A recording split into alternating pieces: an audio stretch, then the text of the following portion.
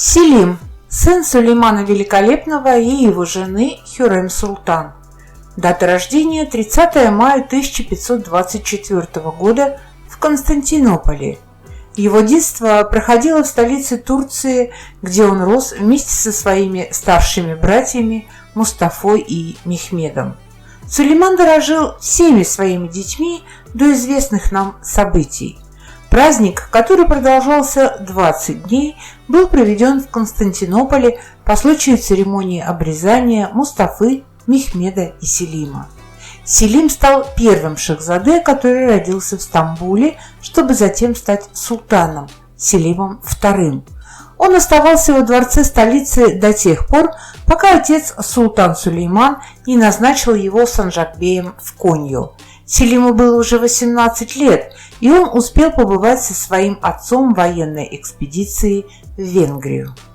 Факт первый. Селим был единственным старшим сыном Хюррем, который стремился к трону. Многие из вас, кто активно интересуется историей османов, скажут, что Селим был вторым сыном Хюррем, и вы будете правы. Однако, когда внезапно заболел и умер старший сын Мехмед, Селим стал первым, кто мог претендовать на османский трон, будучи старшим сыном Роксоланы. Исламская энциклопедия рассказывает, что когда умер Мехмед, находящийся в Манисе, очередь занять престолонаследный санджак подошла к Селиму. Но из-за бушевавшей тогда чумы Селим не сразу занял это почетное место. По дороге из Коньи он остановился в Ушаке. Там Нурбану родила ему первую дочь, которой дали имя Эсмихан. Далее Селим со всей своей свитой отправился в Бурсу, где прошла встреча с отцом Сулейманом и матерью Хюррем. Там же родилась вторая дочь Селима, Гефхирхан. И только потом Селим прибыл в Манису, где родилась его третья дочь Шах-Султан. Исходя из этих сведений, можно смело утверждать, что путь из Коньи в Манису занял по меньшей мере 1 год. Факт второй. Селим не проявил себя как мужчина, достойный трона. Манису он возглавил зря. Исходя из поведения Селима в таком важном санджаке, как Маниса, никто и не предполагал, что Селим может занять трон. В то время как его братья Мустафа и Баязид показывали себя как опытные управленцы, сидя в своих санджаках, Селим предавался удовольствиям и вину. Иностранные послы в то время писали, что Селим окружил себя поэтами, девушками из гарема и карликами. Он ведет праздную жизнь и пристрастился к вину. Настолько сильно плохая была у Селима репутация, что его мать Хюррем решила прибыть в санджак, чтобы усмирить сына. Хюррем провела в Манисе чуть более месяца. В это время как раз Нурбану подарила Селиму сына Мурада. Все это происходило во время визита Хюррем. Факт третий. Селим ничего не знал о казни Мустафы. Через некоторое время после визита Хюррем в Манису Селим был вызван отцом военной экспедиции. Сулейман в то время возглавлял поход на Иран, а Селиму было поручено охранять некоторые земли в Румелии. Но и там, говорят, Селим не очень-то стремился быть хорошим военачальником. Большую часть своего времени Селим охотился. Далее Селим возвращается в Манису, но затем отец его снова вызывает к себе. Спустя почти месяц после казни Мустафы Селим узнает об этом. Факт четвертый. Страх привел Селима к власти. Многими историками утверждается, что после того, как Селим узнал о казни Мустафы, он понял, что отец не шутит. Будучи трусливым по натуре своей, Селим был настолько напуган, что отдал всего себя в очередной войне Сулеймана, проявив самым лучшим образом себя. На Нахичеванской экспедиции Селим зарекомендовал себя смелым, скромным и послушным сыном, повернув лицо отца таким образом в свою сторону.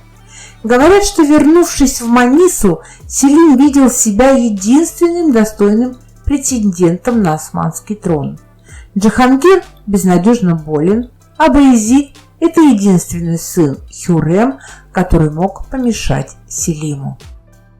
Факт пятый. Селим, став прямым кандидатом на османский трон, решил убрать любой ценой с дороги своего брата.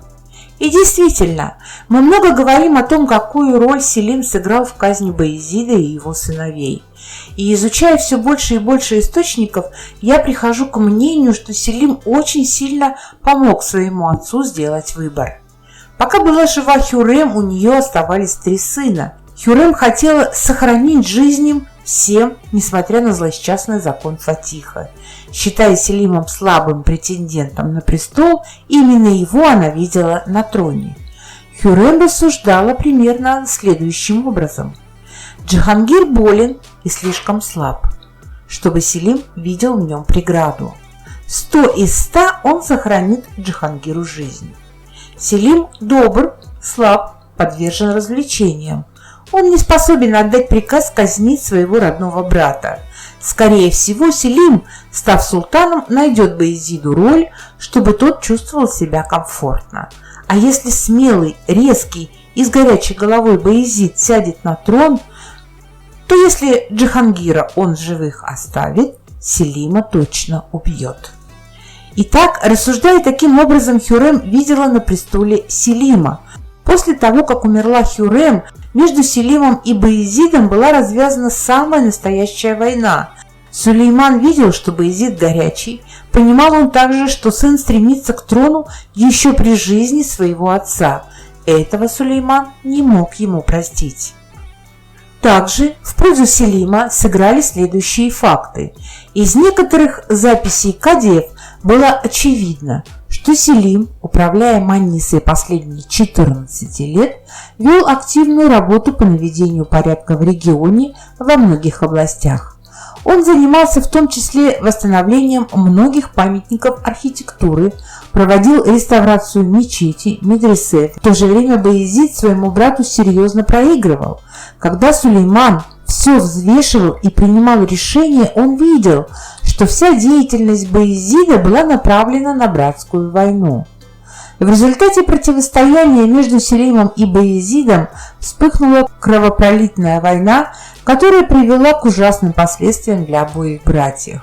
Селим, осознав, что борьба за трон требует решительных действий, начал строить альянсы и привлекать сторонников, опасаясь, что слабость, которая преследовала его раньше, станет его последним проклятием. Тем временем Баязид активно искал поддержку среди других влиятельных аристократов, отчаянно борясь за свое право на престол.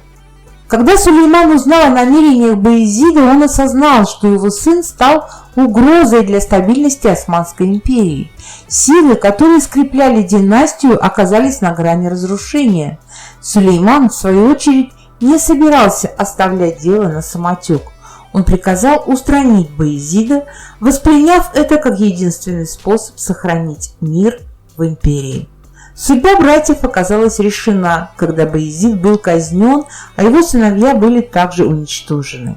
Селим, заняв трон, продолжил политику своего отца, но теперь под тенью его жестоких решений.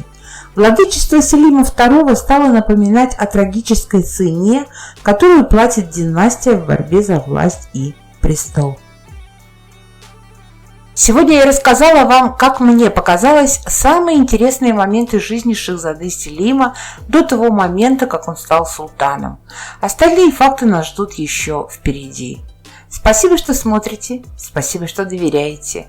Благодарю вас за поддержку лайком и комментарием. Не забывайте, что у меня есть другие площадки, где видео выходят раньше, чем на YouTube. Все важные ссылки вы найдете в описании. Вам добра, всех обняла Оливия.